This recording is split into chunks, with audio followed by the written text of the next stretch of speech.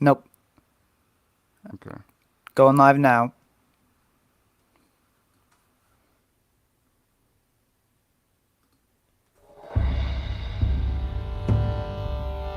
Gamblers, wagerers, and riverboat ramblers. Tonight, we pick. All right, everybody, we are back live to pick the Week 7 slate of NFL games this Sunday. I'm here with Kyle Nishida and Brison Owens to pick every game. We're going to be picking with PlayAction Pools as our official affiliate, and you can pick right along with us. Kyle, how you doing today? I'm doing all right. I'm kind of hoping I do better than whatever transpired last night. Last night did not go well for me, so I'm hoping that's not indicative of how the rest of this weekend's gonna go. But yeah, no, excited to be here. That last night had a lot of moving parts. A lot of moving parts. You know, the addition to Robbie Anderson, the return of DeAndre Hopkins. You know, I can't pretend I knew it was going to happen in that one with that one either. But we got a good number of games to pick from, so hopefully you can get right. Bryson, how are you doing today? I'm doing really well, man. I had a really good week last week picking games, and I had a good night last night picking the game. The only thing I got wrong with last night's game was I thought it was going to be the under, just because I went with the Thursday night football trend, and somehow hit the over, guys. It's a miracle. All right. Let's see here. I'm about to pull up the week of games to pick from. We'll be picking against the spread. Maybe eventually if I can find it. Where are we here? Oh, set picks. There we go. Okay, I want to shout out our producer Noah Ashley behind the scenes here. Um, so he's going to help us out with any questions we have and just be a general, very helpful person. All right, 0 points to start the week. It's a nice red zero there. Put me in a good mood. Okay, first game that we are going to pick is the Cincinnati Bengals hosting the Atlanta Falcons. Okay, the Falcons have been a little bit feisty this year, but they are plus 6.5 in this game. The Bengals certainly can, score any given week, but I don't know. It's a little bit of disrespect to the Falcons. I know it's in the Bengals' house, but they've kept it competitive up to this point. Kyle, what do you think? You know, this will just be indicative of this entire week. I really struggled picking against the spread this entire week. I think the lines are actually pretty good this week. Yeah, you mentioned. Look, I thought the Falcons were going that their perfect streak against the spread was going to go away last week. I was very, very wrong. This week, I'm really not sure. This is kind of tough because the Bengals still kind of are this up and down team for me. I know they kind of figured it out against the Saints in the second half of their game, but they don't seem to be able to run the football. They're getting by passing the football. They're not creating as many big plays as I think they would like. Meanwhile, the Falcons, they just are finding ways to keep things competitive. So with that mindset, I'm going to go with the Falcons as a plus 6.5 underdog here. I'll take them and just go with the fact that they're perfect against the spread this year, and then we'll see what happens next week. Yeah, I might be a follower of trends going into this week, but I'm taking the Falcons to cover the spread as well. I mean, the Bengals are a better football team, but the Falcons are very well disciplined. I think they're pretty well coached by Arthur Smith. Marcus Mariota is playing good football. He's not playing great. Like, he's creating more with his legs than he is with his arm right now, and that's what this Falcons offense is. Even without Cordero Patterson, they're still able to run the ball pretty much as good, if not better, than anyone else in this league. They're third in the NFL in rushing. And if there's a weakness on this Bengals defense, it is the rushing defense. They aren't great in that category. They're pretty good in against everything else, but against the run, the Bengals are pretty below average. So I think this is going to be a lower scoring game than people think because I think the Bengals defense is pretty solid other than against the run. The Falcons defense has stepped up as of late, and it's going to be a lot more running than people think. So 6.5 points is too much for me. I think the Bengals get the win at home, but the Falcons are going to continue to cover. Yeah. Hmm. This is a tough one, Kyle. You're right, to be perfectly honest. But Mariota looked good last week, man. Look, I know it is what it is, but 13 of 14 is nothing to sneeze at. I think that was the final stat line for him. Like that's very efficient, and it's hard if you can be that efficient. It's hard to give up a big lead because you're just kind of right there. So, I mean, I led you that way. You guys both went that way. I almost turned around on it myself, but I will also take the Falcons as the underdog here. All right. Whew. The Carolina Panthers plus 13 at home versus the Tampa Bay Buccaneers. And the Tampa Bay Bucks have not looked great. But McCaffrey is officially gone. Okay, so that happened obviously last night, at the tail end of the night. So he's not with the team anymore. Robbie Anderson's gone. So they've got DJ Moore, and I don't even know who's playing quarterback in this game. And you know what? To me, it doesn't matter.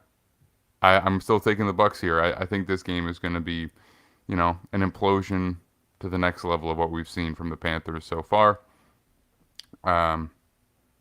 It's good to just get right now and accumulate those draft picks when you can, so I don't blame them.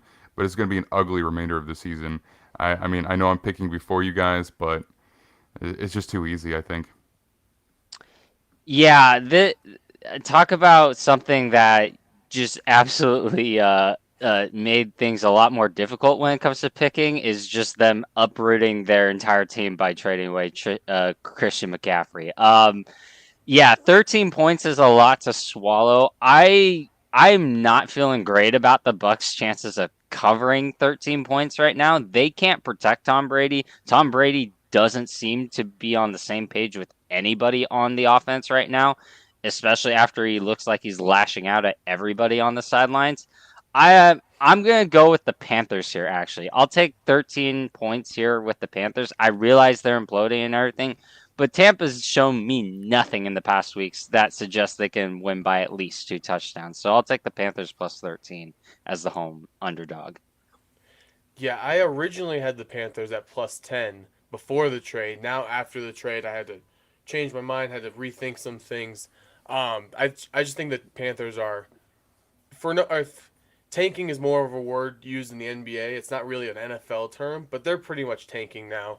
And like you said, Max, probably PJ Walker in at quarterback didn't have a great week last week, and now he's going against one of the best defenses in the NFL. I think it's gonna be really rough for that Panthers offense. They may not score. Like it could be that ugly for the Panthers this week.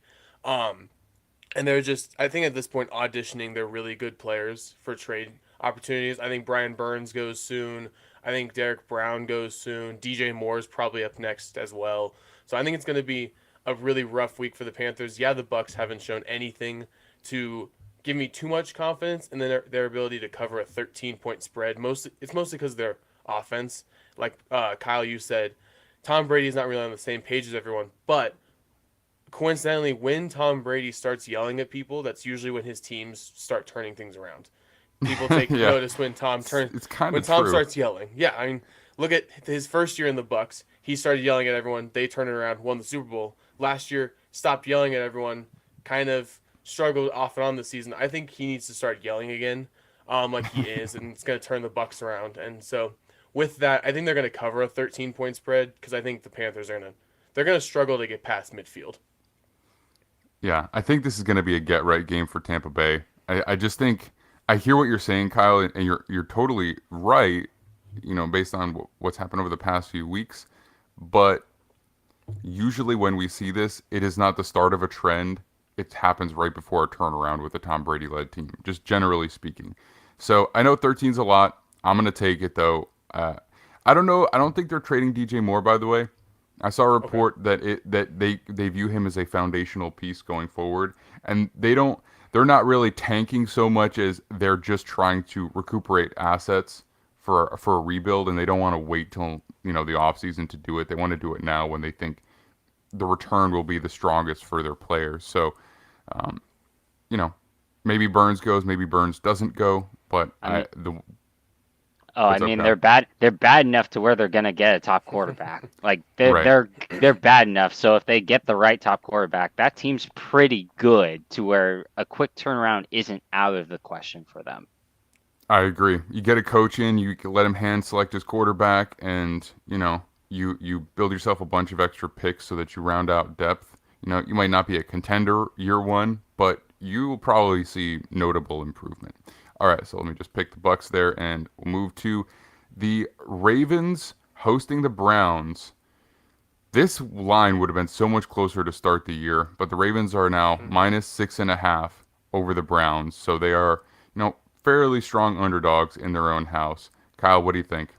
Kind of another one I was struggling with. I totally want to take the Ravens here, but again, I took the Ravens last week, and Lamar literally threw that game away. And so I have honestly no idea. This is a division game. The Browns have actually found a way to play Lamar well. They did it last year defensively, so they have a certain game plan that's been working for them. I'm actually going to take the Browns +6.5 here. It's just more or less something's not up, something's not right with Lamar, and I'm not sure what it is entirely. He's not as accurate as I think he was to start the season, and I think the Browns have done just enough to where I think they can keep this close, especially with the fact that Njoku's kind of come on for them as the top receiver. The Ravens have given up a targets to tight ends in the past couple of weeks, so I expect the Browns not to win, but at least keep this within the field goal range that we're looking for. So I'll take the Browns +6.5. Yeah, I also have the Browns covering. I don't know if they're gonna win, but 6.5 points is too much for me. Like Kyle said, Lamar's been struggling a little bit. The last 3 games, under 200 yards passing per game in those 3 games, 3 touchdown passes to 4 interceptions, and around 50% completion. That's not gonna cut it. Now it's gonna depend a lot on who's healthy for the Browns. Myles Garrett, Denzel Ward, and Ronnie Harrison all questionable going into this game. If even just like 2 of those players are good to go, if they get Clowney, or they not Clowney too, but if they get Myles Garrett and they get Denzel Ward, I think that they're set up to really make this a competitive football game. And the Browns have the #1 ranked run offense in the NFL, and the Ravens, even though they're trying to find their footing on the run game, there isn't one running back who's really keeping things consistent for them. It's mostly Lamar getting it done on the ground.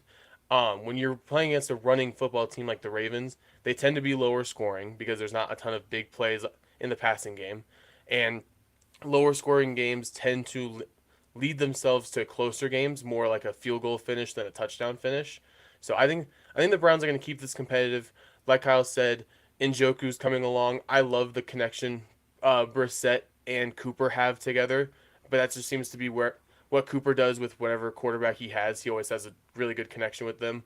So I think the Browns are going to keep it competitive. I don't know if they're going to win this game, but 6.5 points is too much for me. So I've got the Browns covering. I've got about as bad taste in my mouth for this game as I do with my coffee because when I put the sugar and milk in it today, I forgot to stir it. So Oh no. it's too late now, but it's just very bitter on top because I use espresso. So that's how I feel about this game. Like, I'm going to pick it just like I'm going to drink it, but I don't love it. I'm going to take the Ravens here because the Browns are so bad against the run. They're awful. And the Ravens are a running team. This could give the Ravens an opportunity to run the ball with both J.K. Dobbins and Lamar Jackson and really just push the ball up the middle of the field and hopefully win by at least 1 touchdown. If Lamar Jackson is struggling with accuracy, just give him less throws. And that's just the way that I'm leaning in this game. You could probably talk me out of it, but I'm setting the pick and we're moving on. We've got the Washington Commanders +5 against the Green Bay Packers, which is wild because based on the way the Commanders would have played and have played in the Green Bay Packers logo and name, you would expect a 13-point spread of disrespect, just like in the other game against the Carolina Panthers. But no, the Packers did not play that well last week. Haven't really played that well for a few weeks, so it's only a -5 favoritism here. So what do you think, Kyle? Is that too low? Is Aaron Rodgers about to get right, or what do we think? Again, this is another game. I have honestly no idea. Like I can't there's a handful of teams I can't tell if they're good teams just playing bad or if they're just bad teams, and the Packers are one of them. Um I think this will probably be the last week I do this. I think I did go against the Packers last week because a full touchdown spread wasn't worth it for me. I'll take the Packers this week with the last hope of the fact that the Packers are a good team playing horribly bad right now. I think this is a get. I'm hoping this is a get right game for them. Uh, Last week was the first time I think we've had the Packers not cover under LaFleur when they've lost a game the prior week. So I'm hoping that they just turn around. They got humbled a lot by how poorly they played last week against the Jets, and they cover a 5-point spread. So I'll take the Packers out on the road -5.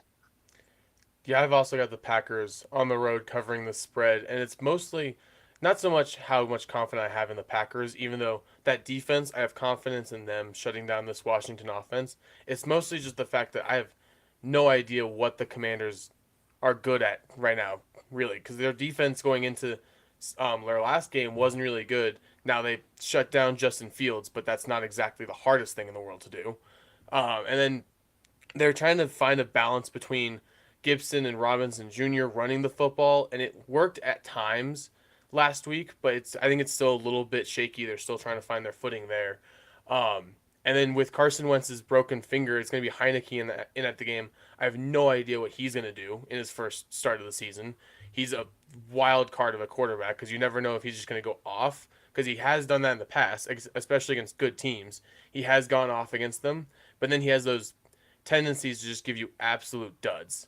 So I think it's going to be mostly because of how little confidence I have in the Commanders. I think this is going to be a game for Aaron to get both his running backs going, especially Aaron Jones. He's been kind of just left out of the offense, which is really weird to watch. He's probably their most dynamic offensive player for Aaron Rodgers, and they just aren't giving him the football. So I think this is going to be a good chance for Aaron Jones to get right and Aaron Rodgers to get his young receivers some targets, get them going for the rest of the season, because there were plays the Commanders' defense left on the field for Justin Fields that he didn't make that I think Aaron Rodgers with these young receivers will make. So I know the Packers have given me no confidence to pick them in games this season, but I'm going to take them in this one just because I have even less confidence in the Commanders. If you watched the Packers last week, you would have seen that their defense was playing darn near shutdown in the pass game. Jair Alexander was on. And so, look, I'm not going to sit here and try and tell you that Zach Wilson played well, but that secondary was very, very good. Like, very good. And I don't think the Commanders have the run game, the dominant run game, to overcome that and get things going on offense. I think that, you know, they might score a little bit, but I don't expect it to be very strong. And I do think the Packers are going to put up more points than they did last week. I do believe that this is a get-right game for them. Now, I don't know if it's a get-right game for the entire year, but it'll at least swing positivity back in their direction for 1 week. So I'm going to take the Packers -5 here as well. And, you know, honestly, it's hard for me to sit here and really say that they played bad in that game. I really do feel like the Jets just came to play and were very, very good. The pass rush was unbelievable. Quinnen Williams was, you know, that was one of the single best performances we've seen by a defender this season. And we have seen Micah Parsons play in multiple games. So, like, it was that dominant. And then, you know, the rest of the defense was alive too. So, even though it's easy to point to the Packers and be like, you're bad, it was less about that for me. So, I'm confident with them this week. The Cowboys are -7 against the Detroit Lions with the return of Dak Prescott. The Lions have been a very good scoring offense for most of the season. They've been a horrendous defense in terms of giving up points for most of the season. Cowboys have been a very good defense and just good enough offense to win games. Do we see that converting into a -7 cover for them at home, Kyle? I struggled with this. I think we're making a pretty big assumption here that Dak Prescott's going to come back and this offense is going to be rolling. I mean, remember the last thing we saw from Dak was him struggling against Tampa Bay. Now I'm not making the comparison that Tampa Bay that the Lions have anything close to what Tampa Bay has defensively. But still, coming back from a finger injury, we saw last year that coming back from a finger injury like that played into Russell Wilson struggling for the first couple of games. So I think there's a pretty big assumption that Dallas's offense is going to be rolling immediately when Dak comes back onto the field. It could happen, but I'm not willing to make that risk. I understand the Lions are are 1-4, but again, their offense is good. They can score points, especially now that DeAndre Swift is likely coming back. Amon-Ra St. Brown's healthier. They have the firepower to at least keep this within a touchdown. So I'll go Detroit Lions +7 as the road dog.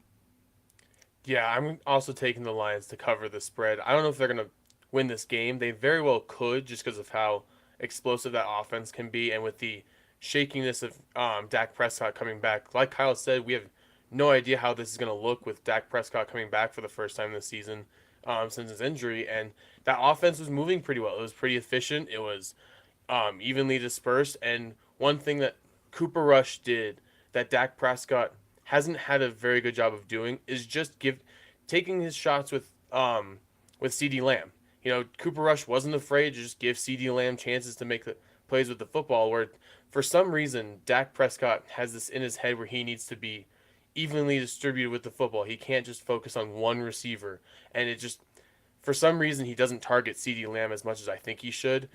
I don't know if that's going to fix itself with Dak coming back. CeeDee Lamb might have another drop of production because Dak and CeeDee just don't have a connection going on right now.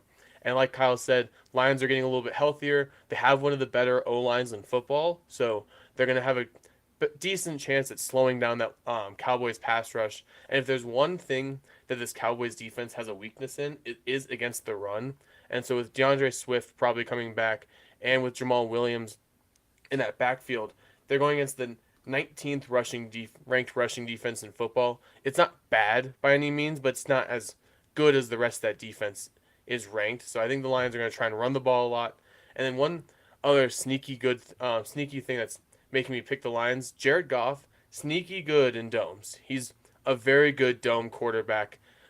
He's not great on the road, but inside indoor stadiums, Jared Goff plays very well. So I think that's going to play into this a lot as well. So I think 7 points is too much for me. I think the Cowboys win, but the Lions cover.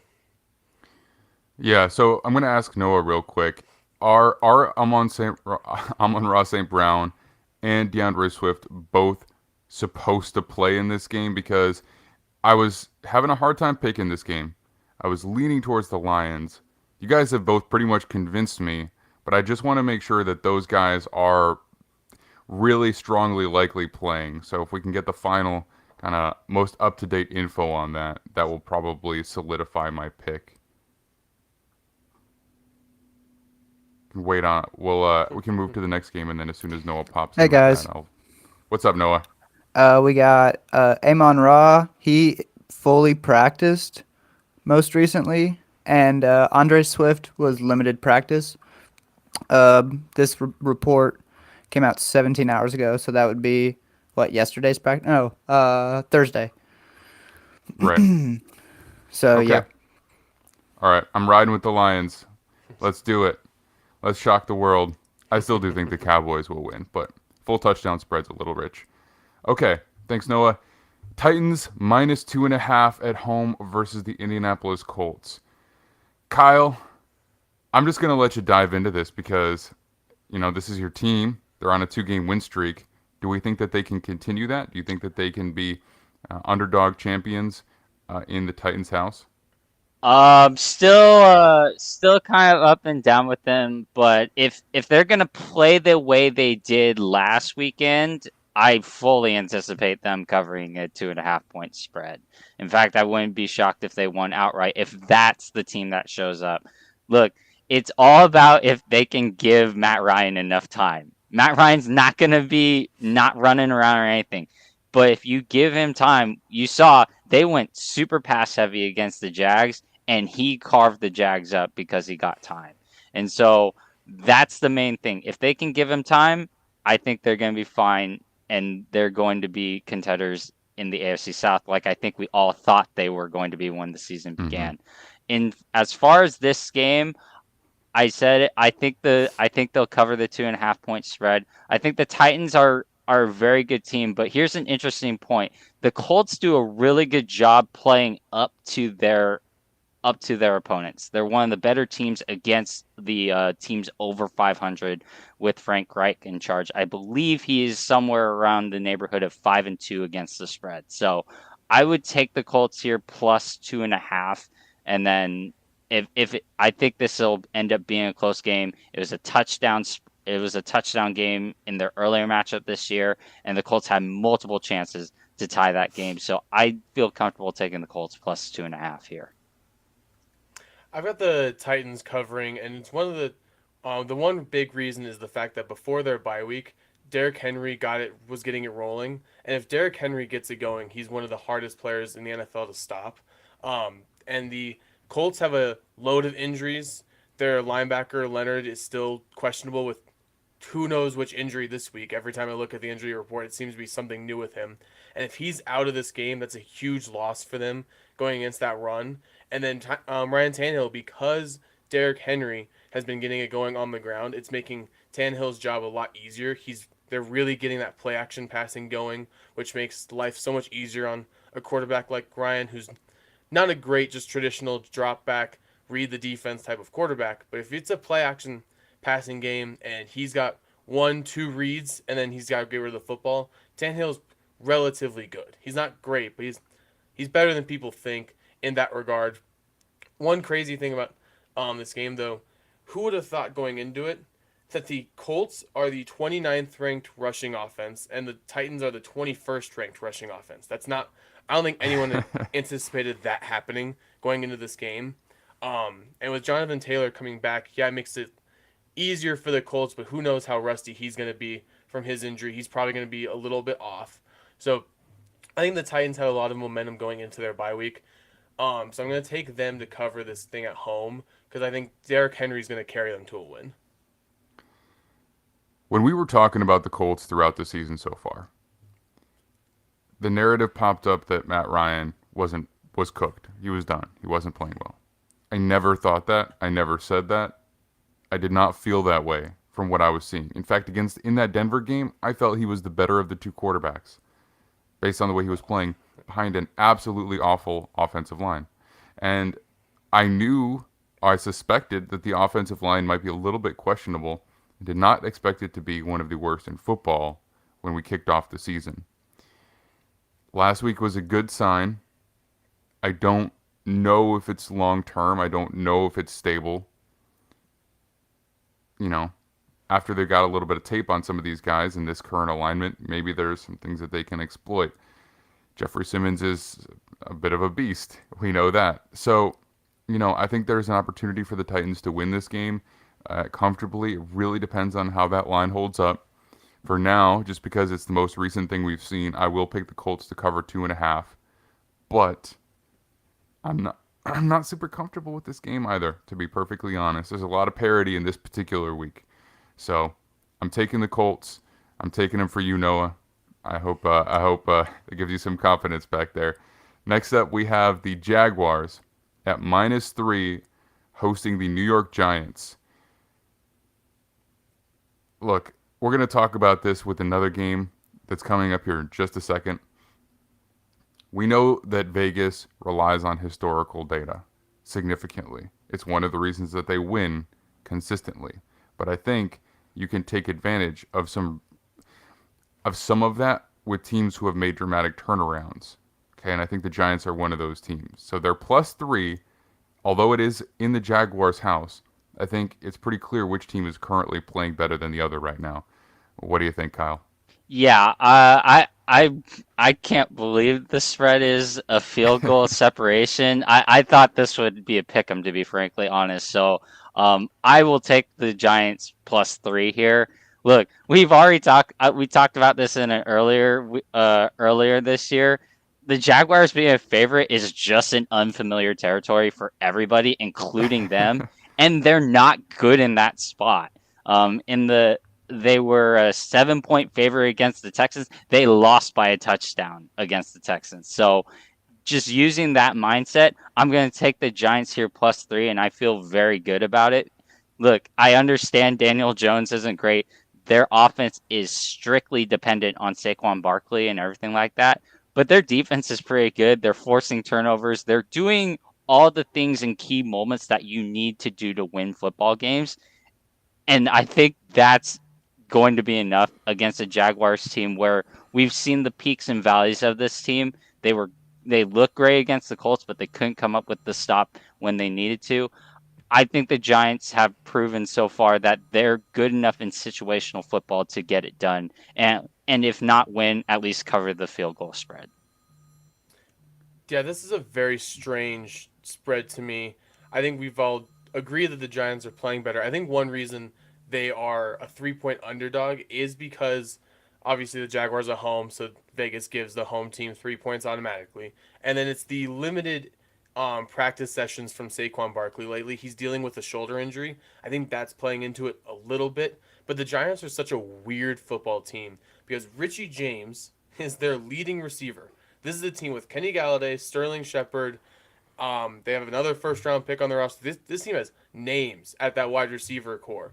And Richie James is their leading receiver with 189 yards. He doesn't even have a touchdown, but he's their leading receiver. That's how crazy this season has gone for the Giants. It's obviously a ton of Saquon Barkley, and it's a lot of that defense. Like Kyle said, that defense is playing really well.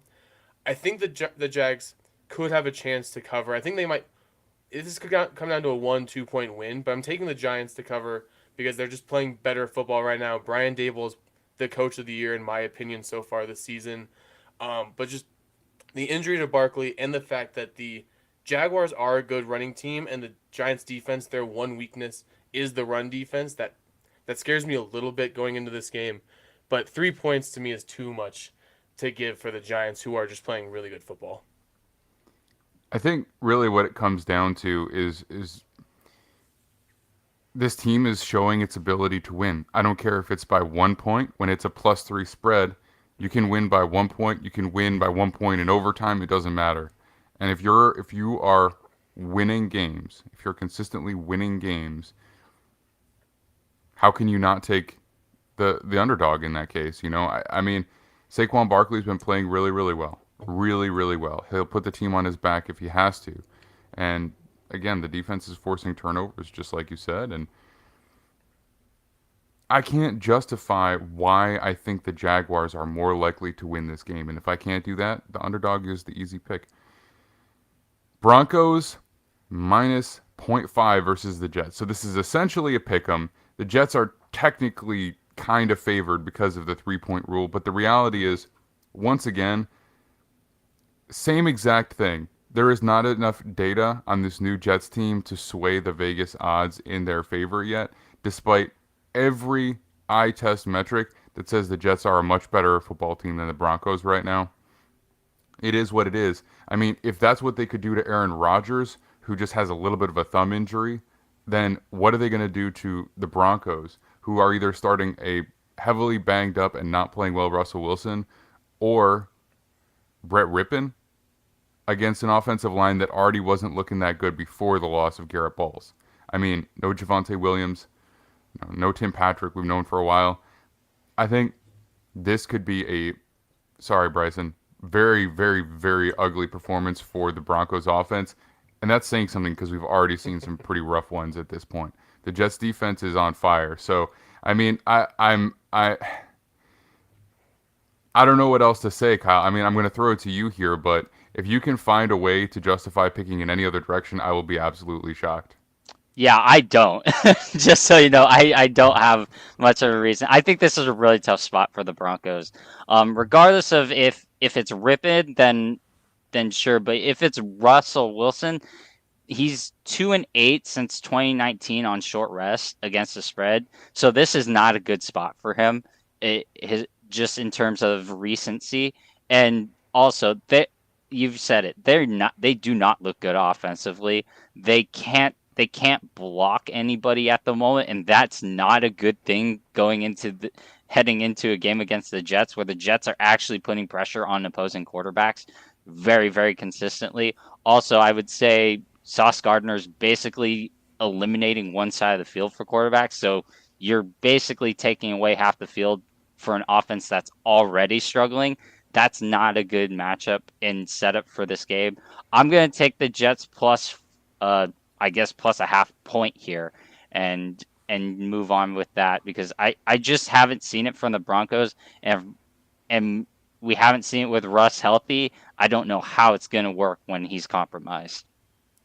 Yeah, I got the Jets at plus. When I picked them at +3. A pick'em's a little bit more nerve-wracking for me, just because not so much anything the Broncos can do offensively. It's what we're doing on defense that's making a pick'em a lot more difficult for me.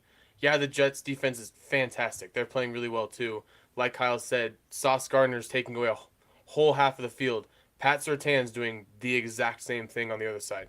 There's not going to be a lot of passing in this game, I have a feeling. There's going to be a lot of turnovers, I have a feeling. I think both quarterbacks, whoever the quarterback is for the Broncos, there's going to be at least one from both sides. It's going to be an ugly offensive game. But like, I'm taking the Jets just because I'm not seeing anything out of my Broncos. Like you guys have already mentioned, that offense is abysmal. Now it only takes one good game for a defensive team with a defense as elite as the Broncos to start turning it around. I don't know if it's going to happen against this Jets defense, because man, they're playing really, really well on that side of the ball. The home field advantage for Denver, I think, is going to help play into the fact that it's a young quarterback going in there against that defense. Like, Zach Wilson could have a really bad game, and I still think the Jets are going to win. The one positive note, if it's Brett Rippon, he is 1-0 in his NFL career, and his one win against the Jets. Yeah. So maybe I remember that. Maybe that's gonna turn things around. Maybe Brett Rippon is just really good against the Jets. Who knows? But I'm taking the Jets, just praying that if I'm wrong, I end up being happier than if I'm right. So that's why I'm taking the Jets. I get you. Look, I think everything you said is accurate. I think that the difference is you got a very good defense against a very good defense, and an offense that has not been passing well against an offense that has not been passing well. The key difference here is that the Jets have an offensive line that has been playing well, and they have a running game that has been not only decent, impactful in the games, and outright winning them games, especially in clutch moments. So, I think that as a pick'em, I can understand how it's a little bit closer, but they do just have that one final feature that really flies in the favor of them, I think. And the reality is that while you don't want to be one-dimensional, if they have to take the ball out of Wilson's hands and just pound the rock, that's probably going to be enough to win them a game against this Broncos offense. So Jets at plus half a point. Maybe next week against the Patriots, they'll finally be favored. Probably not, though. We'll see. All right, the Raiders at -7 over the Texans.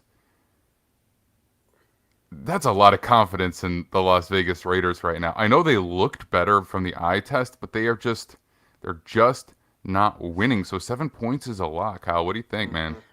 Yeah, I struggle with this one. I see what Vegas is doing, and I'm gonna do it. So I'll take the Raiders -7 here. I don't like what the Texans have. I think the only thing they have going for them is David Pierce, and then the rest of it, it's just like, well, okay, it's not great, it's not anything impressive, and so I think the Raiders may have figured something out against the Chiefs, so long as Josh Jacobs runs with the violentness he did against the Chiefs, they should be able to cover this. That's my only rationale for the way that that the way this line is, and that's the pathway for them to win. They just have to run the football and then take their shots when they're there, not go full blown pass every single time. When they're more balanced, they're much better and much more of a threat offensively. And so I think they figured that out against the Chiefs, and they practiced it, honed that in during the bye week, and I'll go with them -7 under the assumption that did happen, even though that's one big assumption. Yeah. I've got the Texans covering this game. 7 points is way too much. Did no one see how that game ended with the Raiders before their bye week? And they're I giving did. the Raiders a 7-point spread after seeing that? Yeah, they played the Chiefs close, but they made some of the dumbest mistakes. They lost in the most Raider fashion I could ever see a team lose. Like that was just horrible to watch play out. And the Texans, in 5 games this season, they're 4-1 against the spread. They've covered in every game besides the game against the Chargers, and they were pretty close to covering that game too. They were covering it for a while late in the game before the Chargers put it out of reach. So Texans have been playing teams really closely. Like you said, Kyle, they only have really Dameon Pierce as your only consistent, reliable offensive weapon, but that's a pretty good offensive weapon to rely on. Dameon Pierce is playing extremely good football, and I have no confidence in the Raiders to be able to cover a 7-point spread. Should they win this game? Yeah, it's the Texans. They should beat the Texans. Are they going to win by 7+ points? I don't think so. I think it's going to be a close game. I think the Texans are going to play hard. It's going to be a running style football game, and I think Dameon Pierce is going to carry the Texans to keep it at least a close game. I don't know if I'm going to take them to win. I don't know if I have that much confidence in the Texans in this game, but I think I have enough in it that I think they're going to keep it within 7 points. 7 points is too much for me. It really is. I think this could be fun to watch Dirk Stingley Jr. Against Devontae Adams. Mm-hmm. I'd like to see that play out. You know, it would be fun for the NFL if the Raiders were really good in winning games. Maybe they can win a game this week and start a turnaround that will at least make them competitive towards getting into the playoffs by the end of the year, so that we can just follow that storyline, because the Raiders are the Raiders, right? Everybody would like to see them be competitive. Except maybe, I guess, AFC West fans. But but generally speaking, there's just something about that team that you know, you want to watch them be good. Watching them in the playoffs, get to the playoffs last year was pretty fun.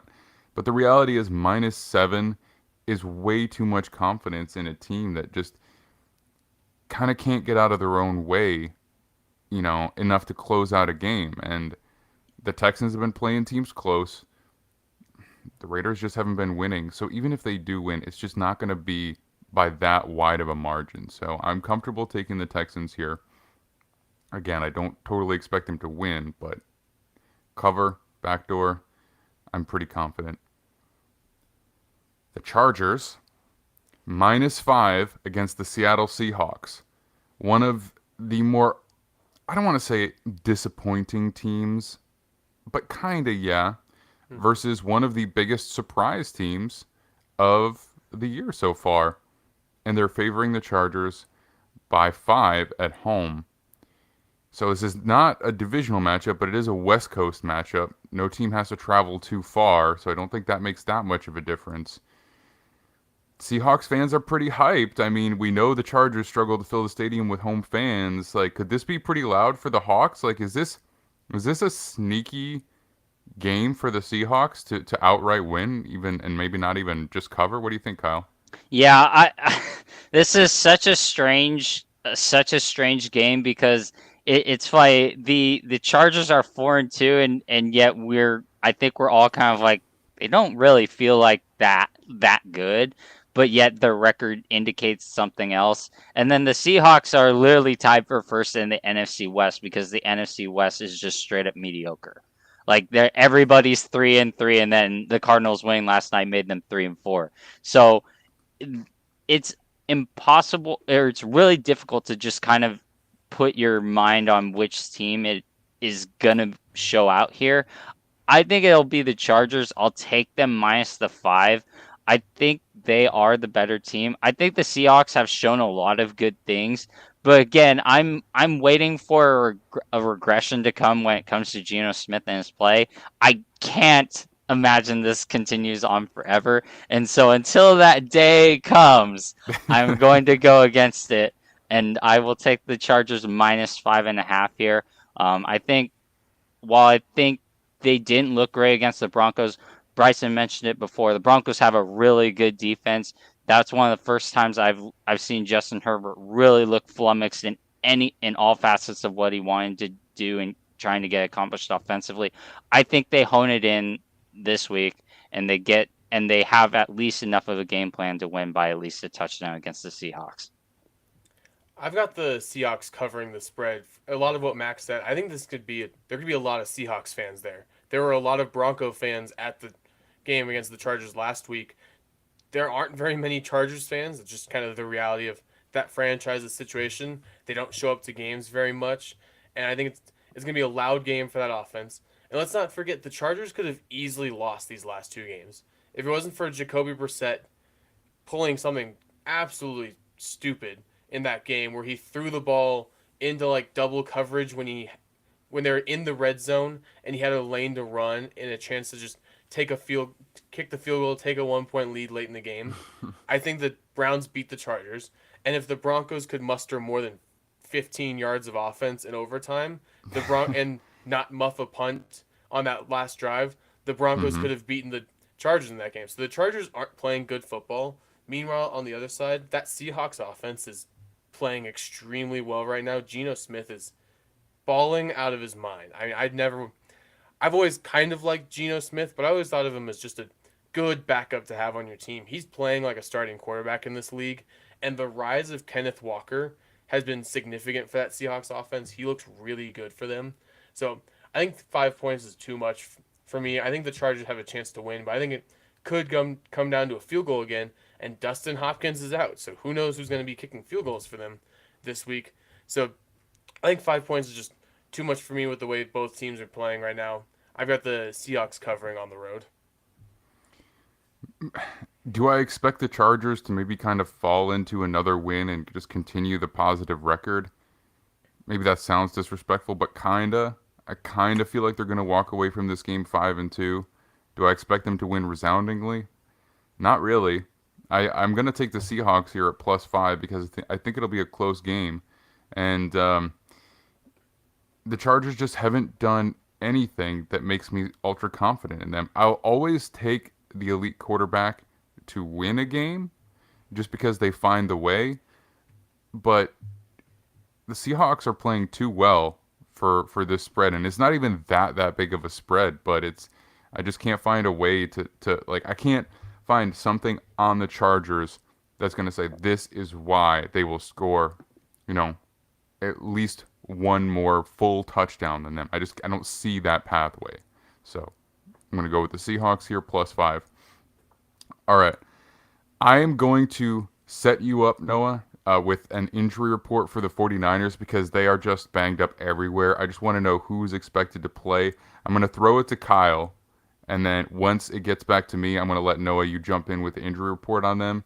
And then if either of you guys want to change your pick based on that, you can. But I just want to give Noah a minute to actually look it up without scrambling. So, Kyle, jump into the 49ers and Chiefs +2 for the 49ers at home, knowing that the 49ers are banged up, and I at least am not sure exactly who's playing yet. Yeah, you mentioned all the injuries. It is kind of, aside from that, as Noah's waiting, gathering that information, it's an interesting spot to bet on the 49ers here because Jimmy G is 19-8 against the spread as an underdog. And he does actually play really, really well against teams over 500. That being said, it's the amount of injuries that the 49ers have is the reason why they couldn't figure out a way to beat the Falcons. So having that major step up in competition against a team that I thought should have beat the Bills last weekend in the Kansas City Chiefs is really hard for me to make that turnaround or make the pick for the 49ers. So I'm going to take the Chiefs -2. I'm not sure if any of the injuries are going to move me off of that position. I just think the Chiefs are understand that they let one get away last weekend, and I don't think they want to drop in 2 games in a row, especially when they know the Chargers are neck and neck with them, and they have to be really, really good to stay in competition for the number 1 seed and the only bye in the NFL playoff in the AFC playoffs. I'm going to take the Niners to cover this thing. I know they have a ton of injuries, but this is arguably the best defense in football. As long as Bosa plays, this is one of the best, if not the best, defense in football. And one thing that Kyle Shanahan's offenses know how to do, it's keep the better quarterback off the field. They run the ball extremely well. They have such long drives that just make it so the other team's offense just doesn't come onto the field very much. I think it could be a lower scoring game than people think because of that. I think the Niners are just going to run the you-know-what out of the ball. And with the trade of Christian McCaffrey, there is a chance he plays this week. It's not going to be a huge role. He's not going to get a ton of carries. But Christian just needs one big play to make a huge impact. I read a report that he could just be used in a lot of red zone packages where he's going to get the ball in space, get the ball out of the backfield as a receiver, whatever the case may be. The Niners just have so many of these players who are great running the football and catching the football that their offense is so dynamic and they just find ways to score points even with – I'm not the biggest Jimmy Garoppolo fan, but he just moves that offense so extremely well that I think against this Chiefs defense, which isn't a very great defense, I think they're going to have some successes there. And I think they're going to get pressure on Patrick Mahomes. Mahomes is going to have at least one of these turnovers that he tries to play Superman and just tries to find, Travis Kelce on the run, throwing against the grain, all that kind of stuff. And one's going to end up in the 49ers' hands. At home with this defense, I have the Niners covering and winning the game. All right, Noah. Do you have the final injury report for us? Yep, we got Thursday's injury report, and starting off with the guys who did not participate, safety Talanoa Hufanga. Did I say that right? Yep. So he got a concussion last game, so he did not participate. And if I know the NFL concussion protocol correctly, he needs 2 practices, right? One semi-contact and one contact, so he will not go. We got cornerback Charvarius Ward. He did not participate on Thursday either, and neither did defensive lineman Eric Armstead. Moving on to limited practices, Nick Bosa is limited again. Defensive lineman Samson Ibukam is limited again. Defensive lineman Drake Jackson. Right tackle Mike McGlinchey. He did not practice on Wednesday, but was limited on Thursday, and they're saying there's a good sign that he will play on Sunday, along with Ibukam. And then defensive back Jimmy Ward and Trent Williams were also from do not practicing to limited. Okay. So the guys that transitioned from did not practice to limited, it's probably a sign that they're going to be in this game. Hufanga's a big loss. He's been playing extremely, extremely well. He's the kind of player that would really make a big difference against a quarterback like Patrick Mahomes. The fact that Jimmy Ward looks like he might play, that helps. That does help quite a bit. This is really hard. I'm not gonna lie. I mean, this is a difficult game. Hey, does anybody know what the line was before CMC got traded over there? Because I bet it wasn't just +2. I bet it's shifted overnight. I got them at +3. Yeah, I think it was So 3. moved a little bit. Not that much, huh? Okay. Well, look, I mean, I would say that the Chiefs need to go back and study all of the plays that Christian McCaffrey has run over the past how many years, because Shanahan he's not going to say, no, you have to run our plays. He's going to go back and find what worked and start and run that immediately. Like, this team has been together for long enough that they are going to be able to insert plays quickly, I think. So This is such a wild card matchup. Noah, thanks for the injury update. And oh man. Oh man, I mean, this is the rematch from the Super Bowl. The 49ers are out for blood and that. I mean, oh, I don't know how I can pick this game. I want to take the underdog at home, I guess. I'm going against my own rule of always picking the elite quarterback, and I have this bad feeling that it's going to come back to bite me. But that 49ers defense is so good and so fun, and if Nick Bosa's out there, then I'll just roll with him. All right, that's going to take us to Sunday Night Football, the return of Kyle. All right, the Sunday Night Football, we have the Miami Dolphins -7 with the return of Tua Tagovailoa over the Pittsburgh Steelers. The Dolphins are on a three-game losing streak. The Pittsburgh Steelers just knocked off the Tampa Bay Buccaneers. So, I mean, in terms of trending, not exactly what you would expect for a -7 spread for the home team, but the return of the quarterback is obviously huge. There's a lot of storylines around his concussion and what that means for him and how safe it is. You know, I have specific concerns, which I've kind of mentioned before, and I'll cover in just a second. But Kyle, how are you feeling about this game? Yeah, I probably share those same concerns about like why on like how Tua's even playing again this season. So those aside, with him playing, I mentioned before how we're making a big assumption that the Cowboys were going to have this massive boost by Dak Prescott return. We're kind of making that same assumption here with Tua returning.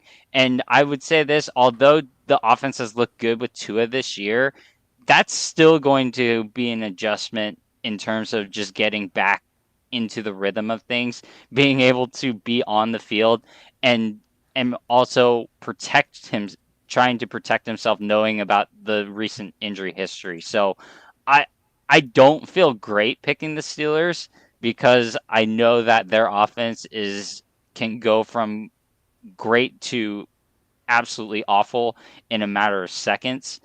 But I'm going to take the Steelers +7 here. I just think there's a lot of unknowns with Miami. They haven't proven to be able to protect anybody that great. And who knows? We're not even sure if Tua can survive a full game at this point right now. So I feel just taking the Steelers +7 would be the play here, and hopefully Tua makes it through this game this time. Yeah, I've also got the Steelers covering this game. I don't know if they're going to win, but I've got them at least covering this game. One thing that really scares me with the Dolphins, did you guys see the quote Tua had about how he remembers everything about that night up until the hit? He doesn't remember going on the cart, doesn't remember going to the hospital, doesn't remember anything from that night after he got hit, which just absolutely terrifies me. No one with that drastic of a memory loss for a full day should be back this season at all. Like, that's terrifying for me. And like Kyle said, they can't really block anyone. The Dolphins can't run the football, which isn't going to help them at all in that scenario.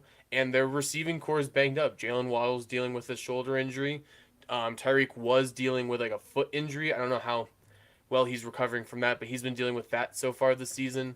The Steelers aren't great by any means, obviously. I mean, that offense is pretty rough to watch sometimes, but I think they're going to be just good enough to keep it within a 7-point spread. I don't think either of these teams are good enough or bad enough to make a 7-point spread seem logical, in my opinion. I think Vegas boosted this up because of the Tua return, but how good is Tua really going to be after missing all this time? I think it's going to be a rough first go for Tua again. He's going to be, I think, a little gun shy. I think he's going to try really hard to not hang in the pocket as long as he normally would, which is going to lead to more opportunities for the Steelers to get the football. It's going to lead to more 3-and-outs.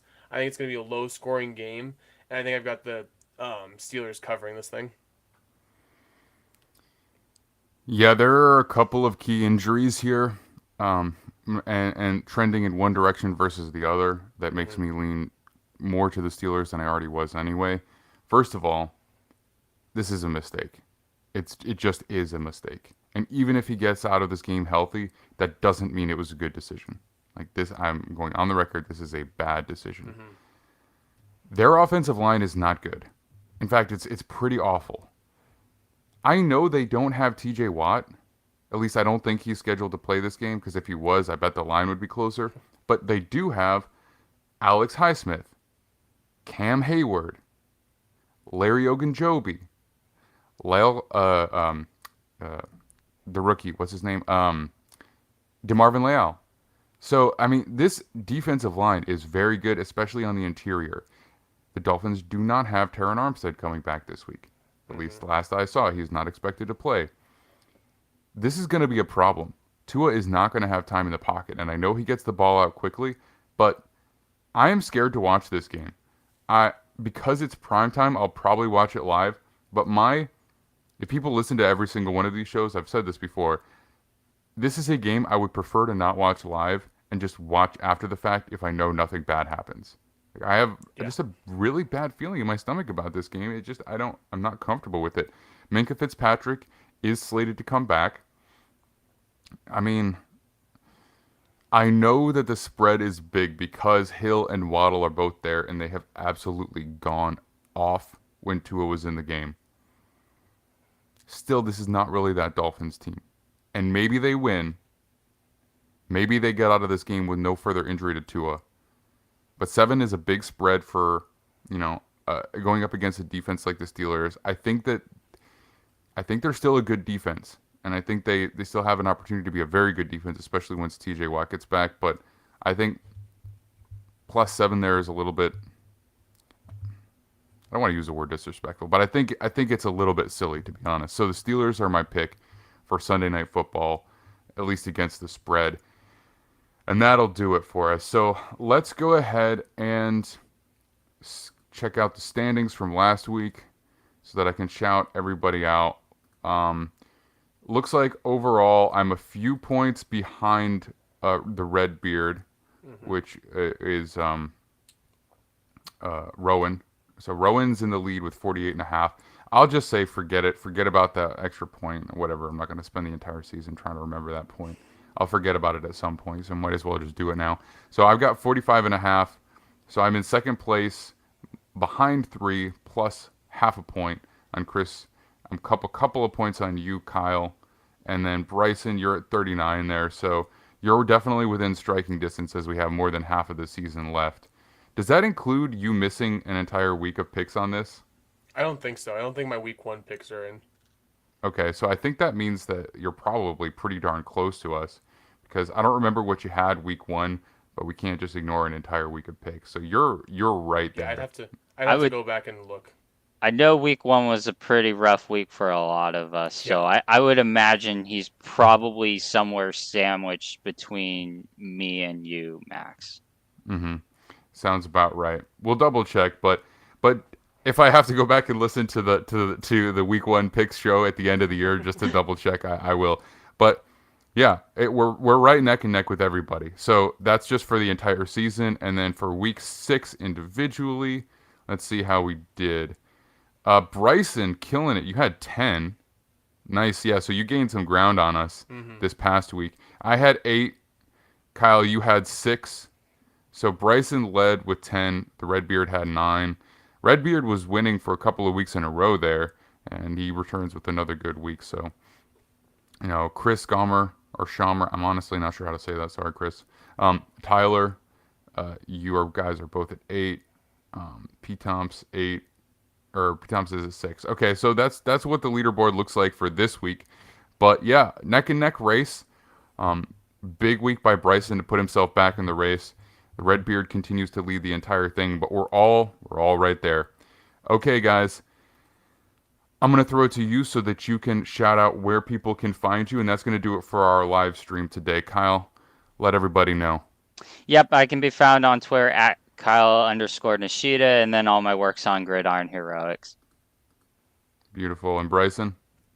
You can find me on Twitter at Brison Owens 16. It's Brison, and you can see my work both on Gridiron Heroics and on the Denver Sports Betting website. Right on. Okay, guys, let's play that outro. Big thanks to Noah Ashley, our producer, and Sir. thank you for listening to our Week 7 picks against the spread. Hopefully we got some live stream viewers. I'll check that after the fact soon. Next week we'll get a little bit more interaction going. But this is our first week streaming, so we're kind of just getting through that. You can find me on Twitter at TheMaxDean, and the Gridiron Heroics Football Show is available on all podcast platforms. Finally up to date with that. And of course on YouTube now. We will be back Monday live streaming with Kyron Samuels to go over but we're going over the Week 7 slate as our recap. And of course, you can find that at 11 a.m. Eastern. All right, guys, thanks so much, and we'll see you all